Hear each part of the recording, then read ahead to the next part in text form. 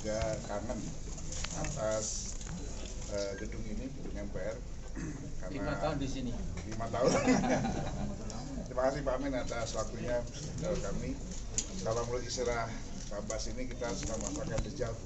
Jadi suatu sejarah yang berulang. Ya.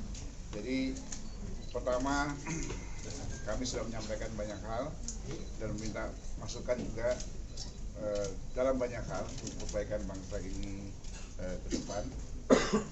Mudah-mudahan setelah Pak Darto, Ketua MPR sebelumnya, lalu Pak Amin, nanti akan ada kita kunjungan Ketua MPR yang biasa.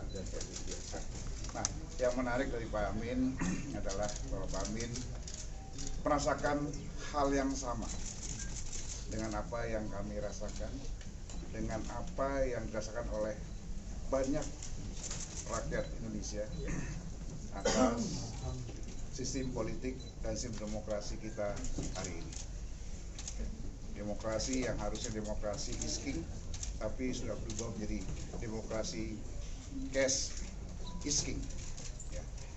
Ini yang kita menjadi perhatian kita semua, dan beliau menegaskan walaupun beliau telah meletakkan perubahan atas undang-undang dasar mulai dari amandemen pertama hingga keempat, beliau tidak keberatan untuk undang-undang dasar ini disempurnakan kembali untuk mengembalikan cita-cita para pendiri bangsa, mewujudkan Indonesia yang sejahtera, adil, dan makmur. Itu pengantar dari saya. Pak Amin, silakan.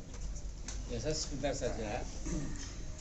Jadi saya ingin menyampaikan bahwa kalau dulu MPR yang saya jadi ketuanya itu melakukan amandemen 4 tahapan, itu memang insya Allah sudah sesuai dengan konteks kepentingan waktu itu.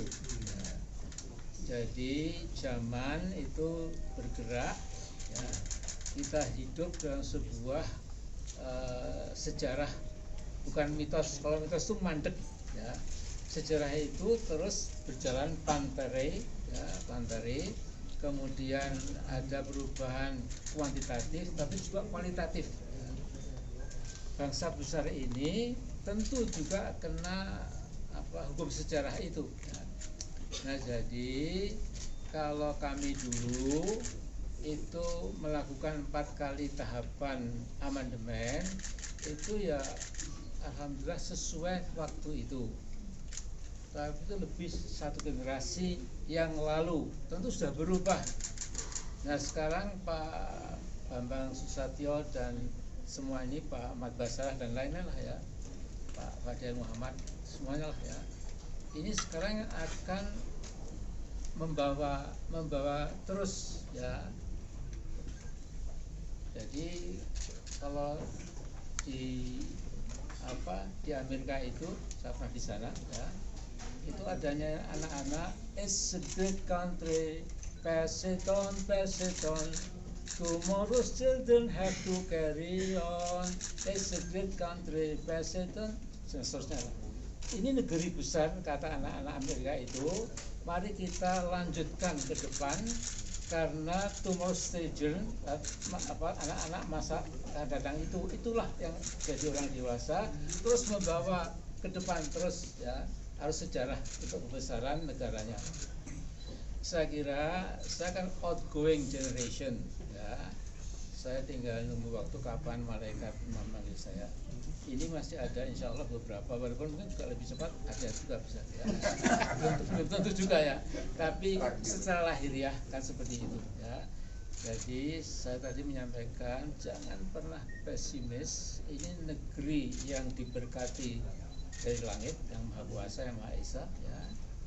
Jadi yang penting adalah bahwa di dalam perut bumi kita ini, apakah di Papua, di Sumatera, di Kalimantan, di Jawa, di Sulawesi, itu oleh Allah itu untuk kita lebih dulu, ya. Jadi itu sebesar-besar kemakmuran rakyat, bukan sebesar kemakmuran konglomerat dan orang-orang gawat itu, ya.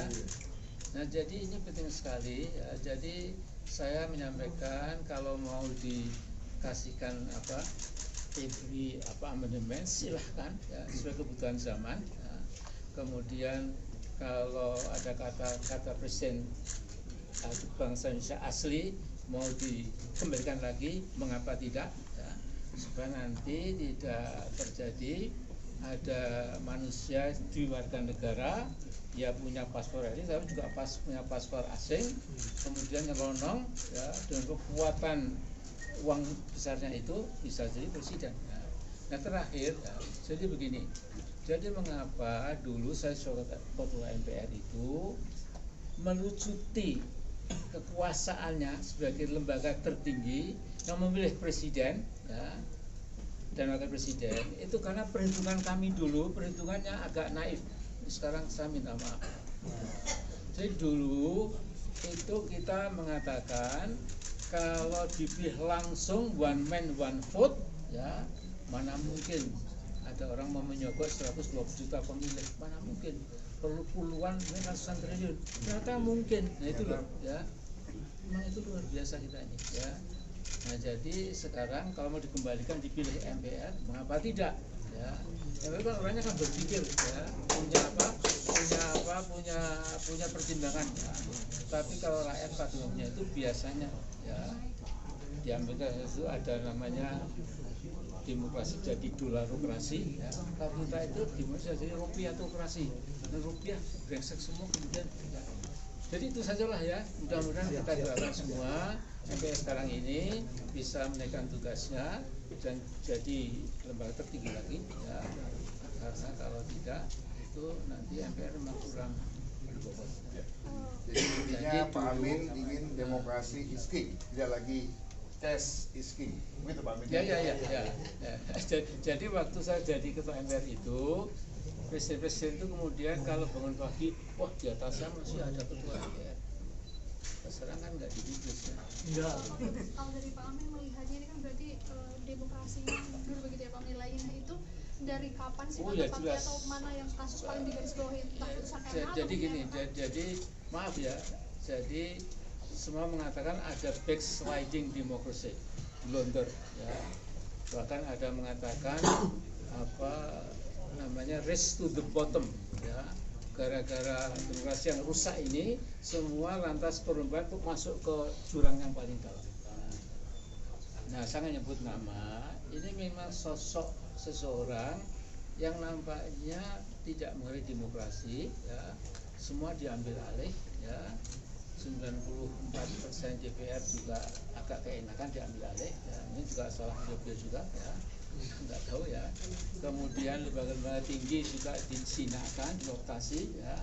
Lantas semua nyanggih-nyanggih saja. Sekarang seperti ini keadaannya ya. Untuk ingat ya, merusak itu lebih mudah, untuk membangun itu lebih berat. Jadi orang itu itu sudah merusak demokrasi ini ya. Nah jadi saya pikir waktunya goodbye sir, please go back to your asal usul ya. Kemudian nggak usah cawe-cawe lagi, biarlah Pak Prabowo ambil alih dengan dukungan mayoritas partai-partai politik dan rakyat Indonesia. Mudah-mudahan ada harapan. Dan assalamualaikum. Pak Bamsud, Pak penegasan aja Pak, apakah ini